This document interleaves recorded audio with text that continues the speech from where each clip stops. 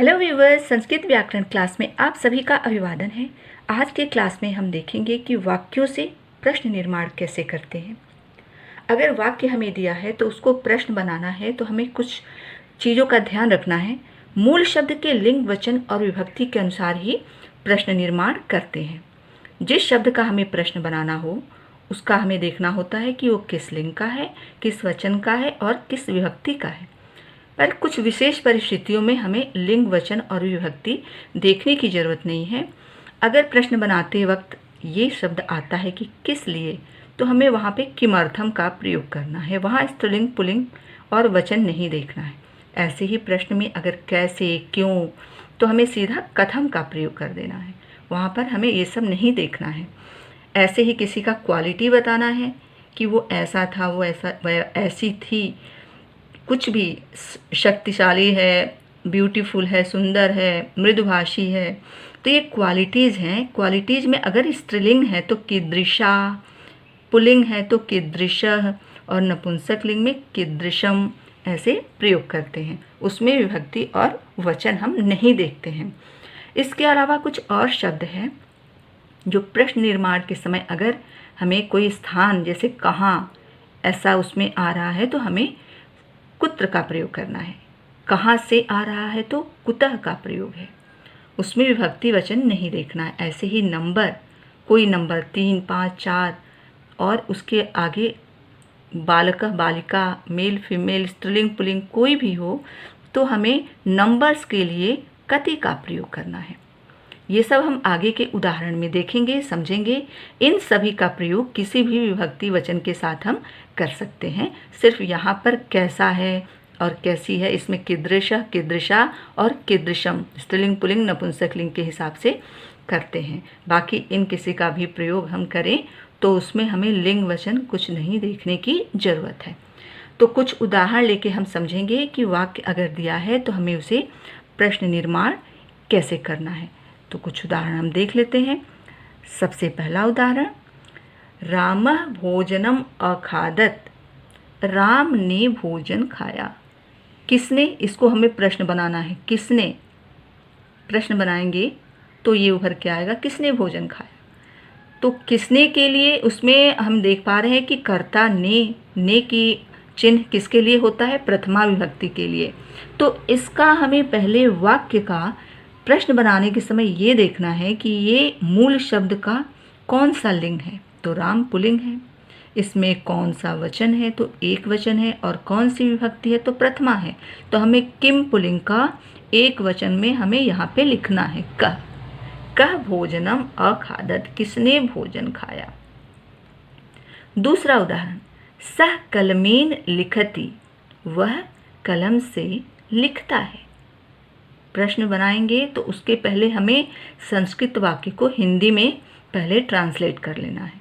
कलम से लिखता है तो इसे हमें प्रश्न बनाना है, किससे लिखता है, किसके द्वारा लिखता है, तो से के द्वारा। ये तो किसका चिन्ह है, करण कारक का, तृतीया विभक्ति का। और कलम नपुंसक लिंग है तो नपुंसक लिंग का किम पुल्लिंग में रूप हमें याद होना चाहिए। वो बालक और किम पुल्लिंग की तरह चलता है। किम पुल्लिंग में ऊपर की 2 लाइन नपुंसक लिंग में अलग है, बाकी सब किम पुल्लिंग की तरह है। तो वह किसके द्वारा लिखता है, तो किम पुल्लिंग का तृतीया एक वचन केन, किम पुल्लिंग का या नपुंसक लिंग का तृतीया एक वचन एक जैसा ही है। ऊपर का खाली नपुंसक लिंग में किम के काने, लेकिन तृतीया विभक्ति से किम पुल्लिंग के जैसा ही रूप नपुंसक लिंग के लिए भी चलेगा। तो वह किससे लिखता है, तो सह केन लिखति। दूसरा उदाहरण, बालिका द्विचक्रिकया गच्छति, बालिका द्विचक्रिकया, ये किसका रूप है, द्विचक्रिका। मूल शब्द है द्विचक्रिका, स्त्रीलिंग की तरह चलेगा साइकिल। द्विचक्रिका अर्थ है साइकिल, तो स्त्रीलिंग की तरह है। और उसमें कौन सी विभक्ति है, से के द्वारा, साइकिल के द्वारा, तो तृतीया विभक्ति है। तो स्त्रीलिंग, किम स्त्रीलिंग का तृतीया विभक्ति एक वचन क्या होता है, कया। बालिका कया गच्छति, हमने क्या देखा, स्त्रीलिंग देखा, फिर हमने वचन देखा और फिर हमने इसमें विभक्ति देखा। विभक्ति से के द्वारा के लिए तृतीया विभक्ति, तो किम स्त्रीलिंग का कया। बालिका कया गच्छति, बालिका किसके द्वारा जाती है या किससे जाती है। एक और उदाहरण, अहम जनकाय फलम आनयामि, मैं पिताजी के लिए फल लाता हूँ। इसे हमें प्रश्न बनाना है, किसके लिए फल लाता हूँ, मैं किसके लिए फल लाता हूँ। सबसे पहले इस शब्द का हमें देखना है कि ये कौन सा लिंग है। जनक, पिता पुल्लिंग है, एक वचन है, और विभक्ति क्या लगा है, पिताजी के लिए कहाँ आता है, संप्रदान कारक होता है, उसमें चतुर्थी विभक्ति होती है। तो हमें प्रश्न निर्माण में किम पुल्लिंग का चतुर्थी एक वचन प्रयोग करना है, के लिए। मैं किसके लिए फल लाता हूँ, अहम कस्मै फलम आनयामि। तो इस तरह से हम इसका प्रश्न बनाते हैं। कुछ और उदाहरण देखते हैं। माता बालिका यह फलानि यच्छति, माता बालिका के लिए फल देती है। तो प्रश्न बनाएंगे, माता किसके लिए फल देती है, किसके लिए। अभी हमें सबसे पहले क्या देखना है कि बालिका यह में स्त्रीलिंग, पुल्लिंग और नपुंसकलिंग, पहले ये चेक करना है। तो ये स्त्रीलिंग है। फिर देखना है एक वचन है कि द्विवचन है कि बहुवचन है, तो ये एक वचन है। और फिर उसे हमें देखना है कि ये विभक्ति इसमें क्या लगा है। तो विभक्ति इसमें चतुर्थी है, के लिए चतुर्थी विभक्ति। तो हमें किम स्त्रीलिंग का चतुर्थी विभक्ति एक वचन का प्रयोग यहाँ करना है। माता किसके लिए फल देती है, कस्यै, माता कस्यै फलानि यच्छति। दूसरा उदाहरण, वृक्षाद पत्राणि पतन्ति, पेड़ से पत्ते गिर रहे हैं। तो वृक्षात, यहाँ इसे प्रश्न बनाना है, कहाँ से पत्ते गिर रहे हैं। कहाँ से कभी भी आता है तो हमें कुछ और देखने की ज़रूरत नहीं है, कहाँ से है तो हमें कुतः लगाना है। कुतः पत्राणि पतन्ति, अगर हम विभक्ति के अनुसार करेंगे तो वृक्ष से पत्ता अलग हो रहा है, तो से अलग पंचमी विभक्ति है, और वृक्ष किम है, किम पुल्लिंग। तो किम पुल्लिंग का पंचमी एक वचन कस्मात, कस्मात पत्राणि पतन्ति, कहाँ से पत्ते गिरते हैं। और कुतः पत्राणि पतन्ति हम ये भी लिख सकते हैं, लेकिन हम कुतः लिखें तो ज़्यादा सही है। कहाँ से पत्ते गिर रहे हैं, इसमें स्त्रीलिंग, पुल्लिंग, नपुंसकलिंग देखने की जरूरत नहीं है। दूसरा उदाहरण, रामः दशरथस्य पुत्रो अस्ति, राम दशरथ के पुत्र हैं। तो दशरथस्य, इसका हमें प्रश्न बनाना है, राम किसके पुत्र हैं। तो सबसे पहले हमें ये देखना है कि ये स्त्रीलिंग, पुल्लिंग, नपुंसकलिंग क्या है। तो ये पुल्लिंग। फिर हमें देखना है एक वचन है कि द्विवचन है कि बहुवचन है। तो ये एक वचन है, और इसमें विभक्ति क्या है, दशरथ के। तो जहाँ के का ये सब आता है वो षष्ठी विभक्ति।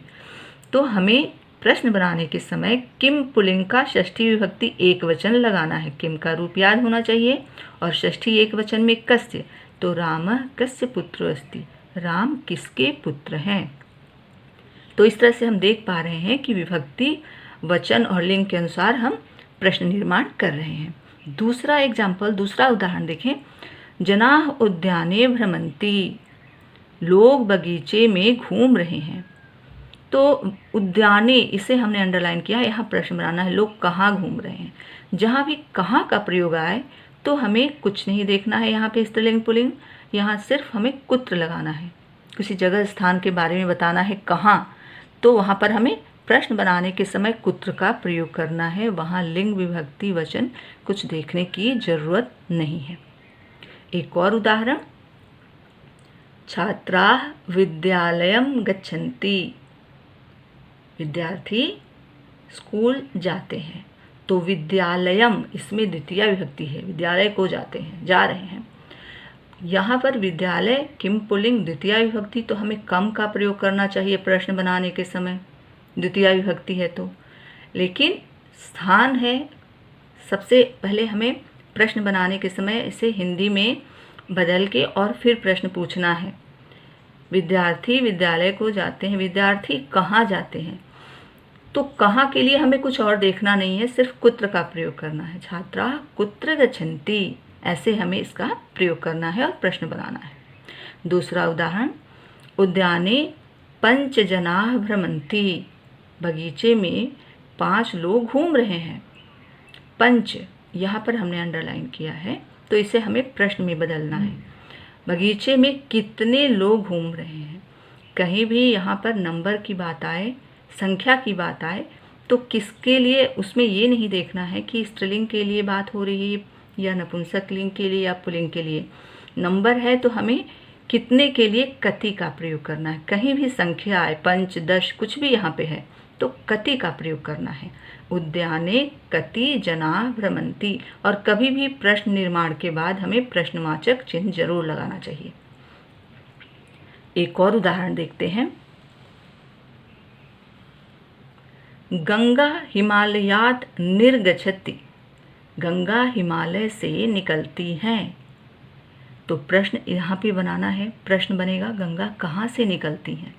कहाँ से, इसके पहले भी हम बता चुके हैं कि कहाँ से आ गया तो हमें कुतः का प्रयोग करना है। कहाँ आता है तो कुत्र, और कहाँ से आता है फ्रॉम वेयर तो कुतः का प्रयोग है। गंगा कुतः निर्गच्छति, कहाँ से निकलती हैं। तो कुत्र और कहाँ का प्रयोग हम बड़े आराम से बिना स्त्रीलिंग पुल्लिंग देखे कर सकते हैं। दूसरा उदाहरण, रामः भ्रमणाय दिल्ली नगरम अगच्छत। राम घूमने के लिए, भ्रमण करने के लिए दिल्ली नगर आया। तो प्रश्न क्या बनेगा, किस लिए, राम किस लिए दिल्ली नगर आया।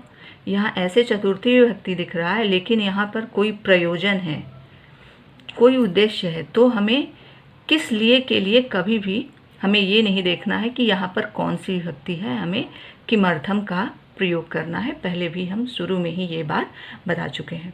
जहाँ किस लिए हो वहाँ पर किमर्थम का हम प्रयोग करते हैं। तो रामः किमर्थम दिल्ली नगरम अगच्छत। राम किस लिए दिल्ली नगर आया। एक और उदाहरण, लता मृदुभाषी बालिका अस्ति। लता मृदुभाषी, मीठा बोलने वाली लड़की है। तो मृदुभाषी को हम अंडरलाइन किए हैं। यहाँ प्रश्न बनाना है, लता कैसी बालिका है। कैसी, तो अगर स्त्रीलिंग में है, पहले बताए हैं स्त्रीलिंग में है तो कीदृशा, कैसी के लिए। अगर यहाँ पुल्लिंग कोई लड़के की बात होती तो यहाँ पर कुछ और इसकी क्वालिटी बताना हो तो कीदृशा, और नपुंसक लिंग में कीदृशम। तो लता कैसी बालिका है, तो उसके लिए यहाँ कुछ देखने की जरूरत नहीं है, क्वालिटी के बारे में बता रहे हैं तो कीदृशा। स्त्रीलिंग में कैसी के लिए कीदृशा, लता कीदृशा बालिका अस्ति। तो प्रश्न निर्माण में जो जो संभावनाएं हैं आज वो हम बताए हैं, डिस्कस किए हैं। उम्मीद करती हूँ कि आपको अच्छे से समझ में आया होगा। और संस्कृत ग्रामर से रिलेटेड और भी आगे बहुत सारे वीडियो अगर आपको देखना हो तो हमारे चैनल को लाइक कीजिए, सब्सक्राइब कीजिए और शेयर कीजिए। धन्यवाद।